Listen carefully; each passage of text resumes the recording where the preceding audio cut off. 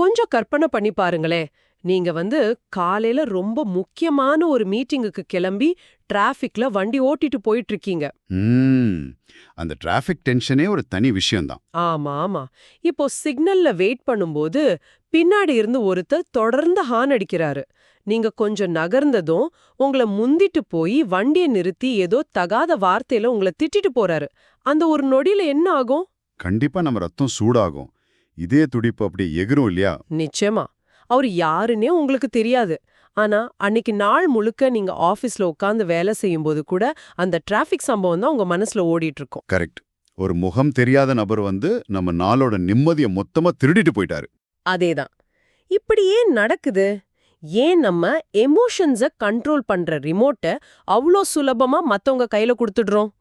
இத பத்தி ஆழமா அலசுற ஒரு அறிவு பயணத்துக்கு தான் உங்கள நாங்க அன்போட வரவேற்கிறோம்.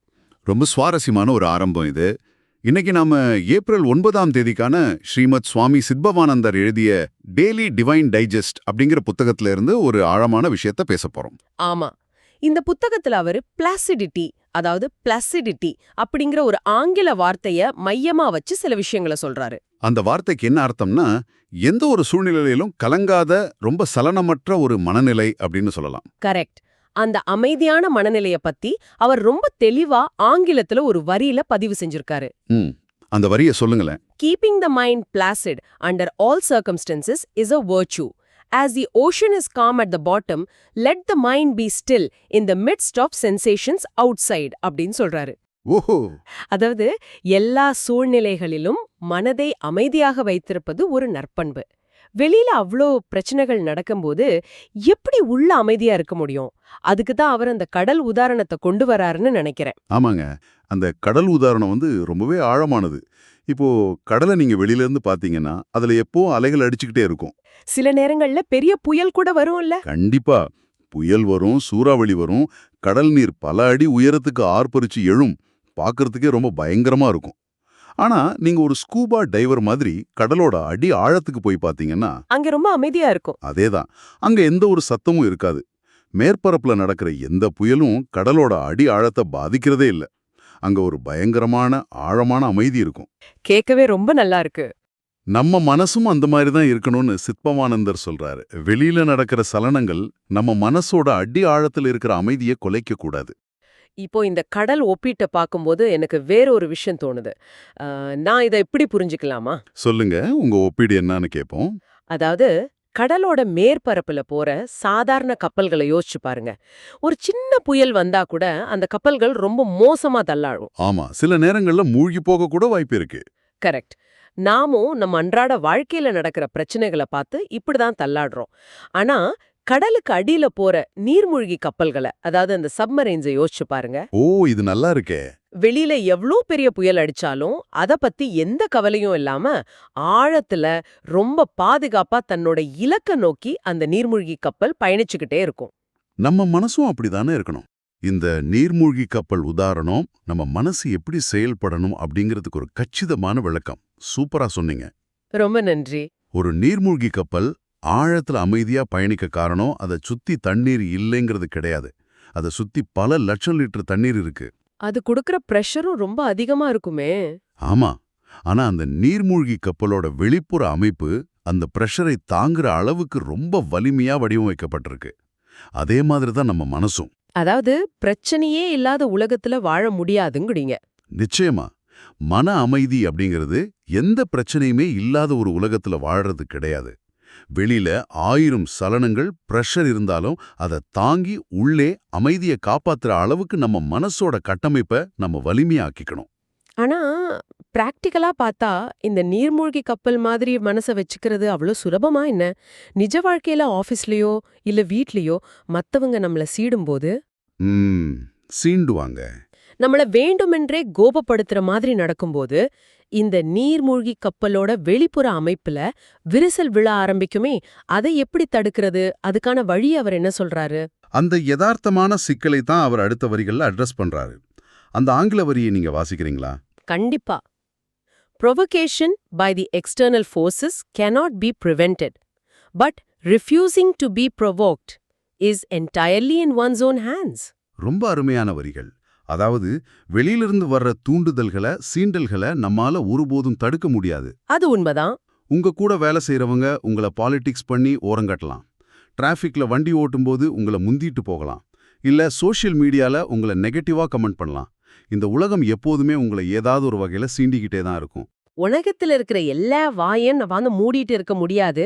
நம்மள சீன்றதுக்கு எப்பவும் யாராவது ஒருத்தர் இருந்துட்டே தான் இருப்பாங்க. அதனால தான் அவர் refusing to be provoked is entirely in one's own hands அப்படிங்கிறாரு. கோபப்பட மறுக்கிறது உங்க கையில தான் இருக்கு. புரியுது. இத உளவியல்ல லோக்கஸ் ஆஃப் கண்ட்ரோல், அதாவது லோக்கஸ் ஆஃப் கண்ட்ரோல் அப்படின்னு சொல்வாங்க. உங்க கட்டுப்பாட்டு மையம் எங்க இருக்கு? அது உங்களுக்குள்ள இருக்கா இல்ல வெளியில இருக்கா? ஒருத்தர் நம்மள சீன்றார்னா அது அவரோட அறியாமை அல்லது அவரோட பிரச்சனை. ஆனா அதுக்காக என் மன அமைதியை கெடுத்துக்க மாட்டேன் அப்படின்னு முடிவு பண்றது உங்களோட முழுமையான சாய்ஸ். ஒரு நிமிஷம் இருங்க. இந்த இடத்துல ஒரு பெரிய சிக்கல் இருக்கு. என்ன சிக்கல்? அதாவது கோபப்பட மறுக்கலாம் அப்படின்னு சொல்றது கேக்குறதுக்கு நல்லா இருக்கு. ஆனா யாராவது நம்மள காரணமே இல்லாம சீண்டும் போது, அநியாயமா பேசும்போது உடனே கோபம் வர்றது மனித இயல்பு தானே? அது ஒரு பயாலஜி தானே? ஆமா, பயாலஜி தான். ஒருத்தர் நம்மள திட்டினா மூளையில தானாவே கோபம் ட்ரிகர் ஆகுது. அப்படி இருக்கும்போது கோபப்பட மறுக்கிற சாய்ஸ் எனக்கு எப்படி இருக்கும்? இது ரொம்ப முக்கியமான ஒரு கேள்வி. இங்க தான் நம்ம மூளை எப்படி செயல்படுதுன்னு நம்ம புரிஞ்சுக்கணும். ஒருத்தர் உங்களை சீண்டும்போது உங்க மூளையில இருக்கிற அமிக்டலா அப்படிங்கிற பகுதி உடனே ஆக்டிவேட் ஆகிடும். அமிக்டலா கேள்விப்பட்டிருக்கேன். ஆமா, இதுதான் நம்மள ஆபத்திலிருந்து காப்பாத்துற ஃபைட் ஆர் ஃப்ளைட் ரெஸ்பான்ஸை உருவாக்குது. ஒருத்தர் திட்டின உடனே அமிக்டலா அதை ஒரு ஆபத்தா நினைச்சு நம்மள திருப்பி தாக்க சொல்லும். இதுதான் அந்த பயாலஜி. அப்போ அந்த சாய்ஸ் எங்க இருந்து வருது? ஆனா இந்த வெளியுலக சம்பவத்துக்கும் நீங்க கொடுக்க போற எதிர்வினைக்கும் நடுவுல ஒரு சின்ன இடைவெளி இருக்கு. ஒரு கேப் இருக்கு. அதேதான் மனோதத்துவ நிபுணர் விக்டர் பிராங்க்லினோட புகழ்பெற்ற வார்த்தைகள்ல சொல்லணும்னா, between stimulus and response there is a space அப்படின்னு சொல்லுவாரு. அந்த ஸ்பேஸ் தான் நம்ம சுதந்திரம். அந்த கேப்ப பத்தி கொஞ்சம் விரிவா சொல்லுங்க. ஏன்னா யாராவது திட்டினா நான் உடனே திருப்பி திட்டிடுவேன். எனக்கும் அந்த ரியாக்ஷனுக்கும் நடுவுல ஒரு கேப் இருக்கிறதே எனக்கு தெரியாது. ஆரம்பத்துல யாருக்குமே அது தெரியாதுங்க. ஏன்னா நம்ம அமிக்டாலா ரொம்ப வேகமா செயல்படும். ஆனா அந்த இடைவெளிய நம்மால பயிற்சியின் மூலமா பெருசாக்க முடியும். எப்படி பயிற்சி பண்றது? ஒருத்தர் உங்களை சீண்டும் போது உடனே வார்த்தையை விடாம ஒரு ஆழ்ந்த மூச்சு விட்டு, இப்போ எனக்குள்ள என்ன நடக்குது அப்படின்னு ஒரு செகண்ட் கவனிச்சிங்கன்னா, ஓகே. மூளையோட தர்க்க ரீதியான பகுதியான ப்ரீஃப்ரண்டல் கார்டெக்ஸ்க்கு யோசிக்க டைம் கிடைக்கும். அந்த ஒரு வினாடி இடைவெளியில தான் உங்களுக்கான முழு அதிகாரமும் இருக்கு. அதாவது இவன் என்ன சீன்றான், இவனுக்கு நான் இப்ப கத்தி பதில் சொல்லணுமா இல்ல அமைதியா கடந்து போகணுமான்னு யோசிக்கிற அதிகாரம். சரியா சொல்லிங்க. இல்ல நிதானமா ஏன் தரப்பு நியாயத்தை சொல்லணுமா அப்படின்னு தேர்ந்தெடுக்கிற அந்த அதிகாரம் தான் உங்களை ஒரு முழுமையான மனிதனா ஆக்குது. இப்போ நல்லா புரியுது. அதாவது கோபமே வரக்கூடாதுன்னு சொல்லல. கோபம்ங்கிற உணர்ச்சி உள்ளே வரும். ஆனா அதை நான் எப்படி வெளிப்படுத்த போறேன் அப்படிங்கிற அந்த தேர்வை என் கையில எடுக்கணும். சூப்பர், அதேதான். அதனால தான் சுவாமிஜி சொல்றாரு, the mind should be so tuned that it maintains its own placidity in all eventualities அப்படின்னு. மனசை அந்த அளவுக்கு டியூன் பண்ணணும். சரியா படிச்சிட்டீங்க. இந்த இடத்துல அவர் பயன்படுத்துற அடுத்த வார்த்தையை கவனிங்க. Wretched is the man who is tossed about by alien happenings அப்படின்னு சொல்றாரு. ரெச்சட்னா பரிதாபத்துக்குரியவன் இல்லையா? ஆமா, தனக்கு சம்பந்தம் இல்லாத வெளியில நடக்கிற நிகழ்வுகளால அலைக்கழிக்கப்படுற ஒரு மனிதன் பரிதாபத்துக்குரியவன் அப்படின்னு சொல்றாரு. யாரோ ஒருத்தர் உங்களை பத்தி தப்பா நினைச்சிட்டாரு, இல்ல யாரோ ஒருத்தர் டிராஃபிக்ல ஹார்ன் அடிச்சிட்டாருங்கிறதுக்காக நம்ம நாளோட நிம்மதியை நம்மளே அழிச்சுக்கிட்டோம்னா, ஆமா, அப்படி அடிச்சுக்கிட்டீங்கன்னா உங்களை விட பரிதாபத்துக்குரியவங்க வேற யாரும் இல்ல.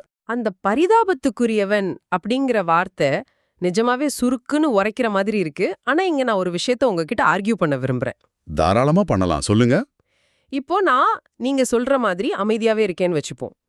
என் மனசுல ஒரு கேப் விட்டு கோபப்படாம வெளியில வர்ற சீண்டல்கள் எல்லாம் அப்படியே இக்னோர் பண்ணிட்டே போனா நான் ஒரு கோழை அப்படின்னு சமூகம் நினைச்சிடாதா? பலருக்கும் தோணக்கூடிய விஷயம்தான் அது. என்ன ஒரு மிதியடி மாதிரி, அதாவது டோர்மேட் மாதிரி எல்லாரும் பயன்படுத்திக்க மாட்டாங்களா? இது ஒரு நியாயமான சந்தேகம். ஆனா அமைதியா இருக்கிறதுக்கும், அதாவது பிளாசிடிட்டிக்கும், செயலற்று போயிருக்கிறதுக்கும், அதாவது பாசிவிட்டிக்கும் பெரிய வித்தியாசம் இருக்கு. என்ன வித்தியாசம் சொல்றீங்க? பல நேரங்கள்ல நாம இது ரெண்டையும் ஒன்னா குழப்பிக்கிறோம். ஒருத்தர் உங்களை அநியாயமா விமர்சிக்கிறாருன்னு வச்சுப்போம். நீங்க பயந்து போய் திருப்பி பேச தைரியம் இல்லாம உள்ளுக்குள்ள புழுங்கிட்டே வெளியில சும்மா இருந்தீங்கன்னா அதுதான் பசிவிட்டி, அது கோழைத்தனம். ஓகே, அது உங்களை மிதியடியா மாத்திடும். ஆனா அவர் சொல்ற பிளாசிடிட்டி அப்படிங்கிறது அது கிடையாது. உள்ளுக்குள்ள ஒரு துளி கூட கோவமோ சலனமோ இல்லாம அமைதியா இருந்து உங்க மூளைய தெளிவா யோசிச்சு அந்த இடத்துல அவருக்கு என்ன பதில் சொல்லணுமோ அது ரொம்ப உறுதியாவும் ஆனா நிதானமாவும் சொல்றதுதான் அந்த அமைதி இல்லையா? கரெக்ட். இது ரொம்ப முக்கியமான பாயிண்ட். அதாவது நான் திருப்பி பேசுவேன், என் எல்லைய நான் பாதுகாப்பேன், ஆனா என் இதய துடிப்பு 120க்கு எகராது, கத்திக்கிட்டு என் நிம்மதியை கெடுத்துக்கிட்டு நான் அதை செய்ய மாட்டேன். எக்ஸாக்ட்லி. கோவத்துல நீங்க செயல்படும்போது உங்களை அறியாமலே நீங்க தப்பு பண்ணுவீங்க. ஆனா அமைதியா இருந்து செயல்படும்போது உங்களோட ஆக்ஷன் ரொம்ப ஷார்ப்பா இருக்கும். உண்மையான வார்த்தைகள். உங்களை சீன்றவங்களோட நோக்கமே உங்களை நிலைக்குலைய வைக்கிறது தான். நீங்க அமைதியா இருந்தாலே அவங்க தோத்துடுவாங்க. இதையே இன்னும் சுலபமா ரொம்ப பிராக்டிகலா விளக்குற மாதிரி ராமகிருஷ்ண பரமஹம்சரோட ஒரு புகைப்பெற்ற உதாரணத்தை இந்த புத்தகத்துல கொடுத்திருக்காங்க. ஆமா, அந்த உதாரணம் எனக்கும் ரொம்ப பிடிச்சிருந்தது. ராமகிருஷ்ண பரமஹம்சர் சொல்றாரு, "The path is full of thorns. One method is to cleanse it, and another to put on shoes. People are sometimes offensive. Be not affected by their offense." முட்கள் நிறைந்த பாதை. இதுல தத்துவமும் இருக்கு, அதே சமயம் நம்ம அன்றாட வாழ்க்கைக்கு தேவையான ரொம்ப பிராக்டிக்கலான ஒரு விஷயமும் இருக்கு. இத அப்படியே நம்ம வாழ்க்கையோட பொருத்தி பாருங்களேன். நீங்க ஒரு காட்டு பாதையில நடந்து போயிட்டு இருக்கீங்க. அந்த பாதை முழுக்க முட்களா இருக்கு. இப்போ உங்க முன்னாடி 2 வழிகள் இருக்கு. ஒன்னு, அந்த உலகத்துல இருக்கிற முட்களை எல்லாம் ஒவ்வொன்னா உட்காந்து பொறுக்கி எடுத்துக்கிட்டே இருக்கிறது. அல்லது உலகம் முழுக்க தரைவிரிப்பு விரிக்கிறது. இது சாத்தியமா? ஒருபோதும் இல்ல. இதுக்கு பதிலா அவர் சொல்ற 2வது வழி ரொம்ப புத்திசாலித்தனமானது. உங்க கால்கள்ல ஒரு தடிமனான ஷூவை மாட்டிக்கிறது. நீங்க ஷூ போட்டுக்கிட்டா பாதையில எவ்வளவு முட்கள் இருந்தாலும் அது உங்களை எந்த விதத்திலையும் காயப்படுத்தாது. அந்த உலகத்துல இருக்கிற முட்களை எல்லாம் அகற்றுவது அப்படிங்கிறது நம்மள சுத்தி இருக்கிற எல்லாரையும் நல்லவங்களா மாத்தணும்னு நினைக்கிற மாதிரி தானே? ஆமா, அதேதான். என் பாஸ் நல்லவரா மாறணும், என் உறவினர்கள் என்ன புரிஞ்சுக்கணும், டிராஃபிக்ல வர்றவங்க எல்லாரும் ரூல்ஸை ஃபாலோ பண்ணணும், என்னை எதிர்பார்க்கிறது அது முட்களை பொறுக்கிற வேலை. 100% உண்மை. உலகத்துல உள்ளவங்க சில நேரங்கள்ல ரொம்ப கடுமையா தான் நடந்துக்குவாங்க. பீப்புள் ஆர் சம்டைம்ஸ் offensive அப்படின்னா ஒரு வெளிப்படையா ஒத்துக்கிறாரு. அவங்க எல்லாரையும் மாத்துறது நம்ம வேலை கிடையாது, அது முடியவும் முடியாது. ஆனா அவங்களோட அந்த முரட்டுத்தனமான செயல்கள் நம்மள பாதிக்காம பாத்துக்க முடியும். Be not affected by their offense. அது நம்ம கையில தான் இருக்கு. அந்த பாவிப்படையாத மனவிலை தான் நம்ம மனசுக்கு நாம போட்டுக்கிற ஷூ. உங்க மனசுக்கு வலிமையான ஒரு எல்லையை நீங்க வகுத்துக்கிட்டா மத்தவங்களோட சீண்டல்கள் வெறும் சத்தமா மட்டும்தான் இருக்குமே தவிர உங்களை காயப்படுத்தாது. நம்ம மனசுக்கு நாம போட்டுக்கிற அந்த ஷூ என்னவா இருக்கும்னு நான் யோசிக்கிறேன். அது ஒருவேளை மத்தவங்கள பத்தின சரியான எதிர்பார்ப்பா இருக்கலாம். இவன் இப்படிதான் பிஹேவ் பண்ணுவான் அப்படின்னு நாமளே ஒரு புரிதலுக்கு வந்துட்டா அவனோட செயல்கள் நம்மள பெருசா பாதிக்காது. ரொம்ப அழகான ஒரு புரிதல் இது. அது மட்டும் இல்லாம நீங்க முன்னாடி சொன்ன அந்த இடைவெளி, அதாவது தூண்டுதலுக்கும் நம்ம ரியாக்ஷனுக்கும் நடுவுல நாம உருவாக்குற அந்த கேப் கூட ஒரு வகையான ஷூ தான். முள்ளு நம்ம காலை தொடுறதுக்கு முன்னாடி நடுவுல இருக்கிற ஒரு லேயர். இதுக்கு மாறா பிளாசிடிட்டி அப்படிங்கிறதுக்கு ஒரு சிறந்த விளக்கம் இருக்க முடியாது. நாம நம்ம உள் உலகத்தை வலுப்படுத்துறது தான் இதுக்கெல்லாம் ஒரே தீர்வு. கண்டிப்பா. கடலோட ஆழ மாதிரியே எப்படி அமைதியா இருக்கிறது, எப்படி நீர்மூழ்கி கப்பல் மாதிரி அந்த அமைதியை பயன்படுத்திக்கிறது. அந்த சின்ன இடைவெளியில கோவப்படாம இருக்கிறதுக்கான தேர்வை எப்படி எடுக்கிறது, கடைசியா மனசுக்கு எப்படி ஷூ போட்டுக்கிறது. இது எல்லாமே ஒன்னோட ஒன்னு இணைஞ்ச விஷயங்கள் தான். இத தொடர்ந்து பயிற்சி செய்யும்போது வெளியில நடக்கிற எந்த புயலும் நம்மள அசைக்க முடியாது. நிச்சயமா. ராமகிருஷ்ணர் சொன்ன அந்த ஷூ உதாரணத்தை நேர்கள் எப்பவும் மனசுல வச்சுக்கலாம். ஒரு தடிமனான காலணிய அணிந்து நடக்கும்போது பாதையில முட்கள் இருப்பதோ அது உங்க காலை குத்த முயற்சிப்பதோ உங்களுக்கு தெரியாது. அது உங்களோட பயணத்தை எந்த வகையிலும் பாதிக்காது. அந்த முட்கள் அங்கேதான் இருக்கும், ஆனா அது உங்களுக்கு ஒரு பொருட்டாவே இருக்காது. அந்த மனநிலை தான் ஒரு மனிதன் அடையக்கூடிய மிகப்பெரிய சுதந்திரம். ரொம்ப அழகா தொகுத்து சொல்லிட்டீங்க. இந்த உரையாடல் நம்ம நேயர்களுக்கு ரொம்பவே ஆழமான ஒரு பார்வை கோணத்தை கொடுத்திருக்கோம்னு நம்புறேன். தினமும் காலையில வேலைக்கு கிளம்பும்போது அல்லது சமூக வலைதளங்கள்ல யாராவது உங்களை எரிச்சல் அடைய செய்யும்போது இன்னைக்கு நாம பேசின இந்த விஷயங்கள் நிச்சயமா உங்களுக்கு நினைவுக்கு வரும்னு நினைக்கிறேன். கண்டிப்பா வரும். நிகழ்ச்சியை நிறைவு செய்யறதுக்கு முன்னாடி உங்ககிட்ட ஒரு சின்ன சிந்தனைய வைக்க விரும்புறேன்.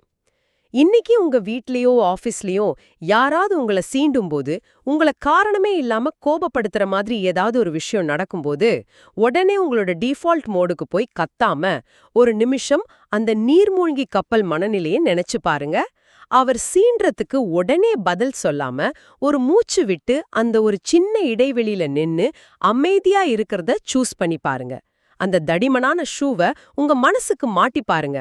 அப்போ அந்த முட்கள் உங்களை என்ன செய்யுது, உங்க மனம் எப்படி அமைதியா அதே சமயம் உறுதியா செயல்படுதுன்னு நீங்களே கவனிச்சு பாருங்க.